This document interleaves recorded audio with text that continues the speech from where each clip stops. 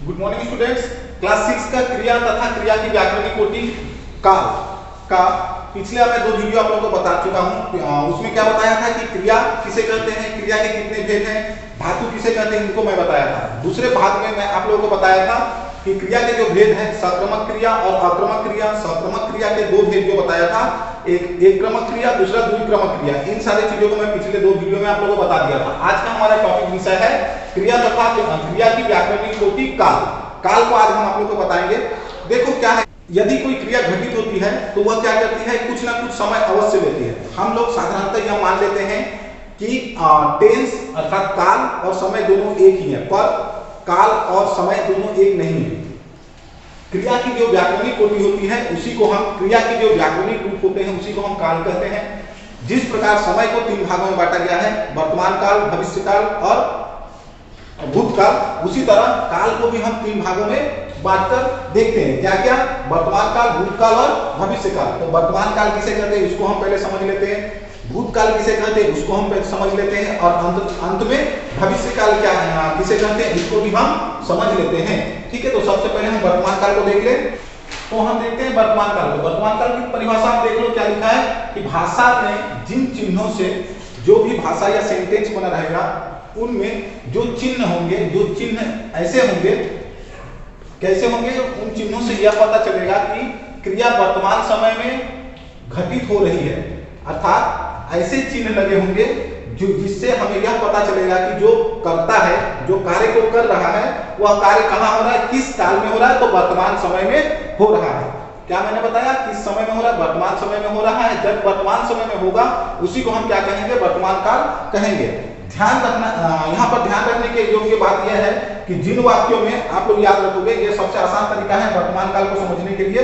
आप लोग देखोगे जिन वाक्यों में क्या है, क्रिया पदबंध में जो वाक्य रहेगा उसमें जो क्रिया के पदबंध होंगे, जैसे करता है, करता हूं, करता था, जो है उसको पदबंध कहते हैं। उसमें क्या रहेगा, है रहेगा और हो, ये चिन्ह लगे होंगे। उसको हम आसानी से समझ जाएंगे कि वह वर्तमान काल है। ठीक है, हम कुछ उदाहरण के द्वारा समझ लेते हैं कि कहां पर है और हो का चिन्ह का हम लोग प्रयोग करते हैं। तो एक उदाहरण हम पहले देख लेते हैं। वे लोग रोज 8 बजे नाश्ता करते हैं।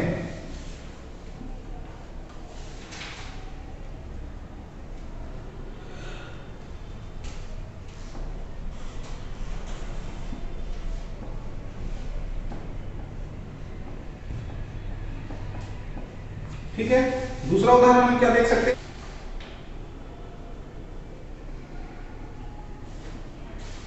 हम लोग नाश्ता कर चुके हैं।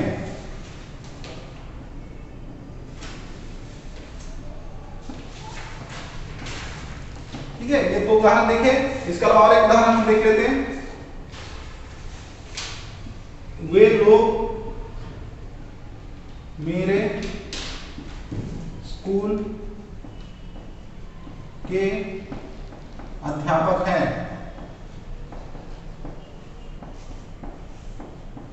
ठीक है, देखो यहां पर जो पदबंध है अर्थात है और है, इस तरह के सब जो शब्द का प्रयोग रहेगा। हम बात की बात है कि वर्तमान काल को कितने भागों में बांटा गया है, वह हम बाद में आप लोगों को जब काल को एक अलग सा चैप्टर के रूप में बताएंगे तब आप लोगों को समझा दूंगा। यहाँ पर आप लोग समझ के रखो, है और हो, जहां पर भी आप लोग इस चिन्ह का प्रयोग देखोगे वे सारे क्या होंगे, वर्तमान काल के अंतर्गत आ जाएंगे। अब हमारा नेक्स्ट है जो वर्तमान काल के बाद भूतकाल। तो हम भूतकाल को भी देख लेते हैं, भूतकाल की परिभाषा, और उसको भी कुछ उदाहरण के द्वारा समझ लेते हैं, और उसके भी पदबंध को हम किस तरह समझेंगे या किन चिन्हों से समझेंगे कि यह भूतकाल है, उसको भी समझ लेते हैं। दूसरा देखो भूतकाल। भूतकाल किसे कहते हैं, उसको मैं उदाहरण परिभाषा को लिख दिया हूं, और उसका चिन्ह को भी मैं आप लोगों को लिख दिया हूं कि आप लोग कैसे समझोगे कि यह भूतकाल है। ठीक है, तो देखो भाषा में जिन चिन्हों से यह पता लगता है कि कोई क्रिया बीते हुए समय में घटित हुई। बीते हुए समय में, बीते हुए समय कहने का अर्थ हुआ कि कुछ समय पहले या कुछ दिनों बाद, कुछ दिनों पहले घटित हो चुकी है, उसको हम क्या कहते हैं, उस चिन्ह को हम क्या कहते हैं, या उस समय को हम क्या कहते हैं, भूतकाल कहते हैं। देखो भूतकाल को चिन्ह क्या है, जैसे था, थे, थी मतलब वे लोग नाश्ता कर चुके थे। यहाँ पर हम उदाहरण दे रहे हैं, वे लोग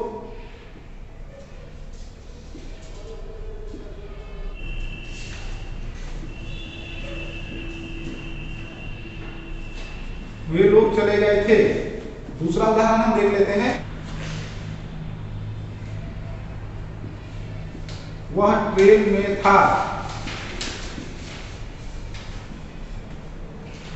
और तीसरा उदाहरण हम देख लेते हैं, तीसरा उदाहरण देखते हैं, ट्रेन से वापस आए थे।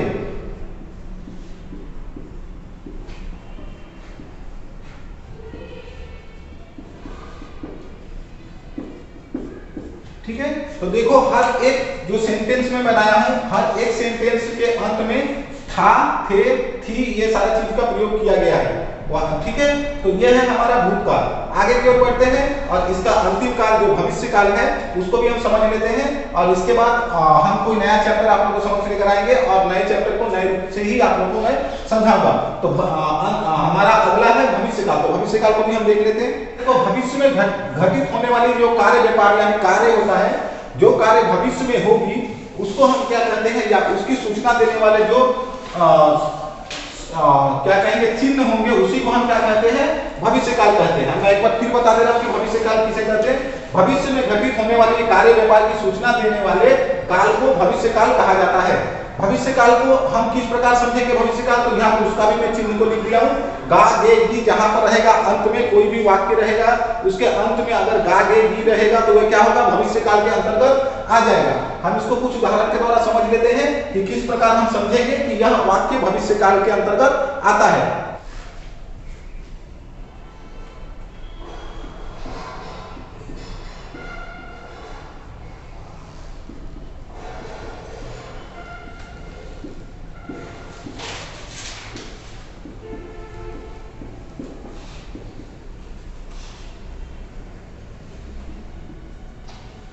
पहला में क्या लिखा, मैं आज स्कूल नहीं जाऊंगा।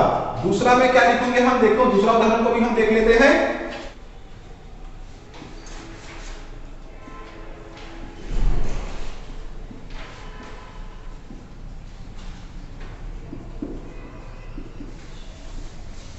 तुम अब क्या करोगी,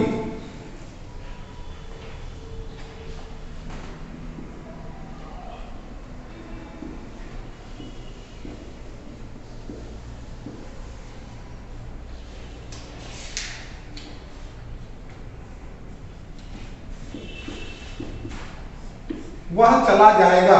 यहां पर भी हम तीन उदाहरण को दिए हैं। पहला उदाहरण क्या लिखे, मैं आज स्कूल नहीं जाऊंगा। दूसरा क्या लिखा हूं, तुम अब क्या करोगी, वह चला जाएगा। देखो हर एक वाक्य के, हर एक सेंटेंस के अंत में गा गे गी है ना, गा गी और गा यहाँ पर है। तुम चले, वह चले गए या चले गए, तुम चले जाओ, वे चले जाएंगे, वे कर पाएंगे। अगर इस तरह का सेंटेंस आ तो वे गे के अंतर्गत आ जाएगा। ठीक है, तो कुल मिलाकर हम कहते हैं कि भविष्य काल के अंतर्गत क्या है, भविष्य काल को समझने का सबसे आसान तरीका क्या है, गा गे गी जिस वाक्य के अंत में लगा हुआ रहेगा उसे भविष्य काल के अंतर्गत रख देंगे। तो यह रहा हमारा क्रिया तथा क्रिया की व्याकरणिक कोटि जो चैप्टर था, उसका अंतिम टॉपिक क्रिया की व्याकरणिक कोटि अर्थात काल। नेक्स्ट वीडियो में हम आप लोगों को विशेषण और विशेषण की परिभाषा, विशेषण के तीन सारी चीजों को लेकर आप लोगों को समझ आएंगे। तब तक थैंक यू। ये सारी वीडियो को आप अच्छी तरह से देखें।